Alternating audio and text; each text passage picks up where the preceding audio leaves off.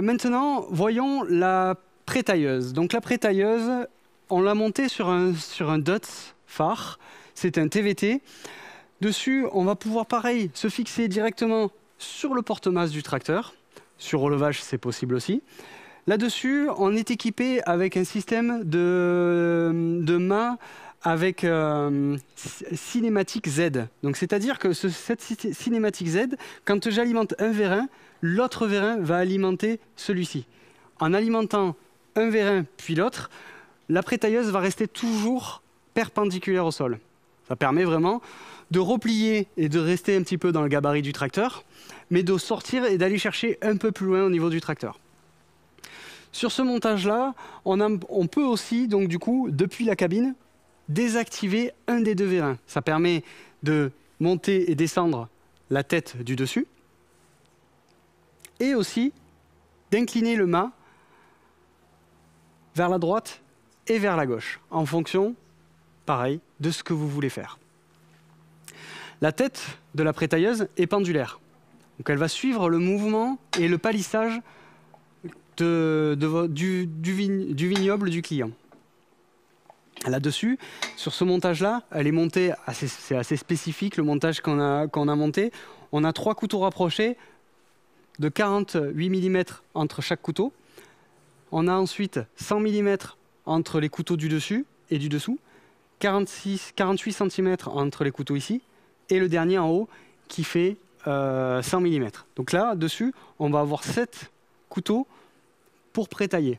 Sachez que d'origine, quand on livre la machine, on les livre avec 8 couteaux sur toute la hauteur, et vous avez des entretoises où vous allez pouvoir monter des disques supplémentaires entre chaque partie. On peut aller jusqu'à 16 couteaux sur toute la hauteur, par rangée, par côté, pour couper. Sur ce montage-là, comme vous le voyez, la prétailleuse est à l'avant du tracteur. Quand on ouvre dans ce sens-là, pour ouvrir et fermer la tête à chaque piquet. Donc là, depuis la cabine, on verra tout à l'heure, on peut monter et descendre, enfin ouvrir et fermer la prétailleuse pour passer le piquet. Voilà, vous avez un vérin d'ouverture grâce à une boule d'azote qui permet d'ouvrir très rapidement. Là-haut, vous avez un vérin d'ouverture qui est rapide et fermeture très rapide pour passer le piquet beaucoup plus rapidement. Voilà. Voilà pour ça. On a une protection extérieure qui est ici en inox et une protection côté tracteur qui permet de protéger le tracteur à ce niveau-là, grâce à une protection plastique. Voilà. Sur le mât ici, qui est pendulaire, vous avez des graisseurs sur chaque articulation. Des graisseurs, des bagues en téflon et des graisseurs pour pouvoir justement créer une longévité à la machine et la garder la plus longtemps possible. C'est notre souhait. Donc c'est comme ça qu'on voit la vision de notre machine. Vous avez un graisseur aussi sur chaque palier, ici et ici. Pareil pour les paliers de la machine. Voilà, donc pour ces points supplémentaires, là vous l'avez vu, on est toujours sur un mât fixé avec un réglage mécanique, mais nous allons pouvoir avoir un mât avec une extension hydraulique pour que vous puissiez travailler à votre convenance. Comme on vous l'a dit, le système est pendulaire, mais aussi on a un côté effacement qui vient travailler sur 2 vérins à gaz. Si vous touchez un piquet ou un obstacle, que la tête de prétaillage va pouvoir osciller et revenir en position avec les 2 vérins à gaz que nous avons là. Nous avons ici un vérin qui va nous permettre de garder quand même la machine sur un certain degré pour éviter qu'elle se balance trop rapidement. Et là, on va pouvoir régler la force de la pendularité sur la tête de prétaillage.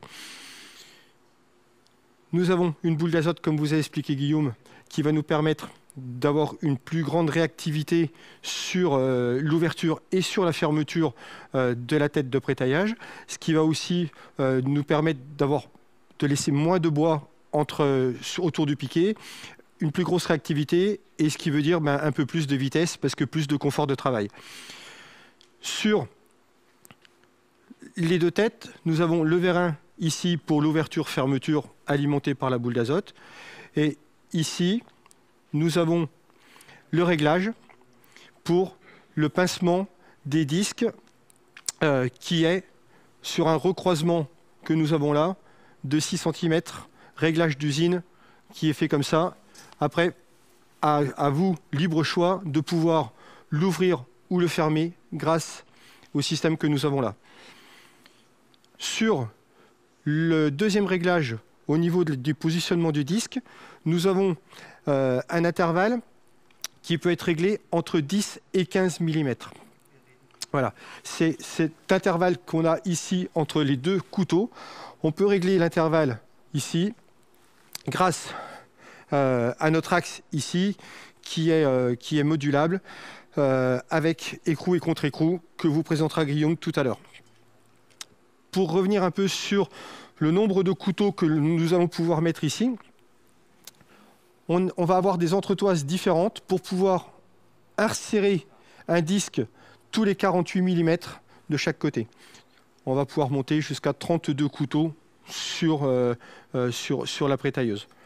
Les palmiers avec graissage. Et le gros avantage de cette machine, c'est qu'on va pouvoir défaire les paliers du bas, la faire pivoter et de pouvoir changer les disques par rapport à la hauteur de travail que vous voulez effectuer. Vous mettrez les disques pareil par rapport à la finition que vous voulez adopter sur votre chantier. Voilà. Alimenté par 2 moteurs hydrauliques. Ensuite, nous avons toute la partie hydraulique qui se fait par un bloc électro-hydraulique avec une électrovanne qui va venir nous faire l'ouverture et la fermeture. Toute la partie du bloc hydraulique est pilotée aussi en pression avec notre boule d'azote. Et on va pouvoir régler notre boule d'azote et décharger notre boule d'azote grâce au câble LS Mini qui va pouvoir nous permettre de se brancher sur la machine, de pouvoir contrôler la pression que l'on a dans la boule d'azote, mais aussi de décharger la pression de la machine pour pouvoir effectuer les travaux nécessaires si vous aviez des travaux à effectuer, notamment le remplacement de disques pour que ce soit plus facile. Une fois que la boule d'azote est déchargée pour entretien de la machine ou un éventuel passage à l'atelier, la boule d'azote se rechargera automatiquement au bout de 6 à 7 impulsions d'ouverture-fermeture. La boule d'azote se rechargera automatiquement et elle restera rechargée jusqu'au bout. La vitesse et la rotation des disques par rapport à votre vitesse d'avancement sur le chantier va se régler par rapport à la molette que vous avez ici. Merci Franck. Dernier petit point par rapport aux disques. Aujourd'hui, nos disques sont de diamètre 445 mm de diamètre. Les disques, ils ont une forme spécifique. Ils sont un petit peu biseautés sur les bords. Hop, à cet endroit-là, pour justement avoir une meilleure découpe de la partie bois. Les disques sont donc ajourés à ce niveau-là, donc découpés au laser pour pouvoir assouplir et alléger la machine dans le fonctionnement du prétaillage, pour éviter d'avoir un poids trop important dans la vigne. Ici, vous avez une partie qui ressemble un petit peu à un citron. Simplement, ça permet d'avoir des encoches et de pouvoir verrouiller le disque à l'intérieur de l'arbre de la prétailleuse, qui est ici. L'arbre de la prétailleuse, ici, à l'intérieur, vous avez la possibilité de le verrouiller grâce à ça. Ça permet d'éviter qu'il se débloque, qu'il se déplace. La spécificité aussi de notre système, c'est ces encoches que vous avez là. Vous avez des encoches tout autour du centre qui permet d'encocher la partie en aluminium qui est ici. Cette partie-là va s'emboîter à l'intérieur des disques pour éviter, pareil, une rotation des disques et une usure prématurée de l'intérieur des disques. Ça permet de stabiliser les disques entre eux. Tout à l'heure, on vous a parlé aussi des disques qui sont intermédiaires. Donc sur les disques intermédiaires, vous avez la possibilité de monter donc, les 8 disques comme ils sont montés là, mais aussi vous avez la possibilité de démonter un disque et de positionner une platine qu'on fournit, on en fournit 4, pour justement faire l'intermédiaire entre les disques. Si vous souhaitez en bas, en règle générale, ils sont montés en bas. Si vous souhaitez couper plus fin sur la partie basse, à ce moment-là, il suffit de rajouter un disque métallique, un disque de découpe, à cet endroit-là, pour avoir les 48 mm entre chaque disque, ici et ici. Cependant, on a la possibilité de les avoir sur toute la hauteur.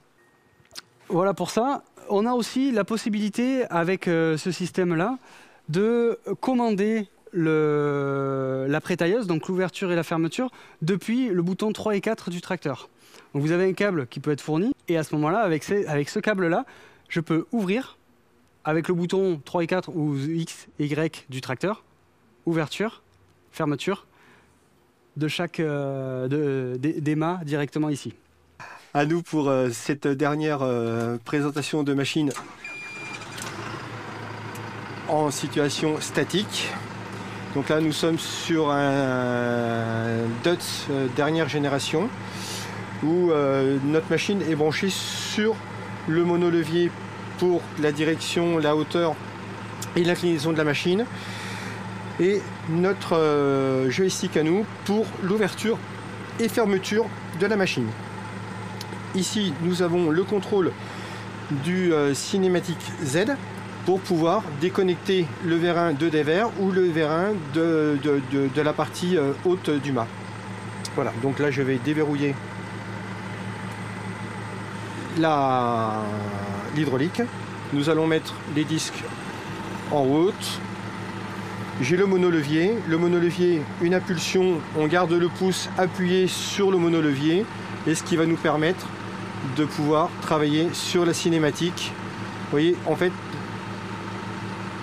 tout reste de niveau par rapport à la machine. Voilà. Donc là, je reste appuyé sur mon bouton, et là, je peux faire droite-gauche comme vous voulez par rapport à l'écartement que vous aurez donné au départ.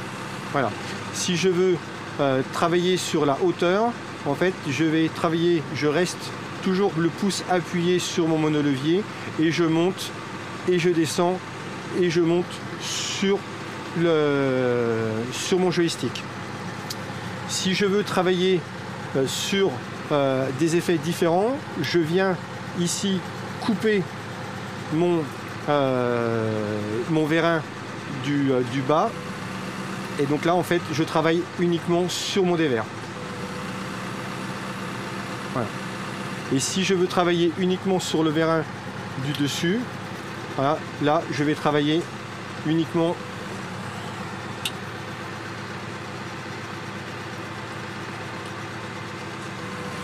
sur mon vérin du dessus, comme ceci.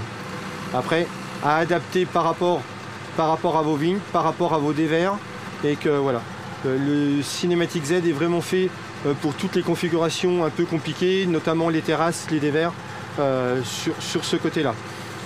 Sur le joystick ici, nous avons l'ouverture et la fermeture des disques. Donc j'ai un bouton qui est derrière le joystick, et là j'appuie, et en fait quand je garde le bouton, mon doigt appuyé sur le bouton du joystick, je reste ouvert. Ça nous permet de faire une meilleure pénétration dans le rang, et que quand on a des piquets d'amarre un peu compliqués ou tordus ou quoi que ce soit, voilà, ça nous permet de rentrer dans le rang. Après, on relâche, et là on se met en mode travail. Je vais vous montrer maintenant la rapidité qu'il y a sur l'ouverture et la fermeture. Vous voyez, c'est très rapide. Et une grosse particularité, c'est qu'on n'entend pas la machine tourner. C'est vraiment très très silencieux, et que là ça se passe vraiment très bien. Voilà, j'espère que cette démonstration vous a plu et on va retrouver Guillaume maintenant. Voilà. Super, merci Franck. Donc, petite précision supplémentaire par rapport à la machine. Vous avez ici de monter la prétailleuse en version proche du tracteur, c'est-à-dire que le tracteur attelé ici, la prétailleuse est à l'intérieur du mât. De l'autre côté, sur le tracteur directement monté, on a la prétailleuse qui est à l'avant du tracteur. On peut monter de différentes façons. 180 degrés, c'est possible de le faire suivant la demande. Sachez aussi, Franck vous a montré tout à l'heure la sécurité en cas d'accroche envers le piquet.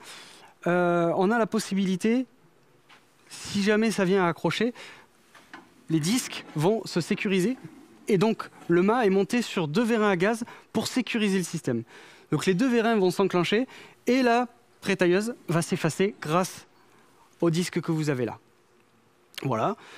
Je pense qu'on a fait le tour de la prétailleuse. On prévoit une ouverture effectivement, un système sans palpeur pour pouvoir ouvrir. Ça sera prévu pour l'année prochaine, fin d'année prochaine.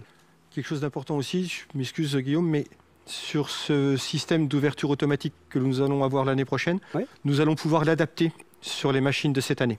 Ouais, voilà. C'est important de le savoir, ça sera une option, mais qu'on pourra adapter sur nos machines d'aujourd'hui dans le futur sans problème. Voilà. Ok. Donc une autre question, peut-on mettre la tête sur un autre mât? La tête de prétailleuse sur un autre mât? Tout à fait. Il suffit juste de commander la partie prétailleuse avec le mât. Sans problème, on va pouvoir l'adapter directement sur un autre mât déjà existant. Il suffira peut-être une adaptation suivant le mât qui est du client, le mât du client, mais on va pouvoir le monter sans problème sur différents mâts. Ça, c'était assez intéressant aussi. Il y a aussi en test, éventuellement, s'il y a la demande, d'un couteau ici, un couteau lisse. C'est-à-dire que le couteau, au lieu d'être dentelé comme ça, il est plutôt lisse pour avoir une meilleure découpe. C'est des choses qui peuvent être envisagées. Je n'ai pas parlé aussi de la hauteur de travail. C'est intéressant. La hauteur de travail pour une prétailleuse maximum, on est ici à 730 mm de hauteur. Elle peut être réduite, mais elle ne peut pas être plus allongée. Voilà. Voilà un petit peu. On a fait le tour.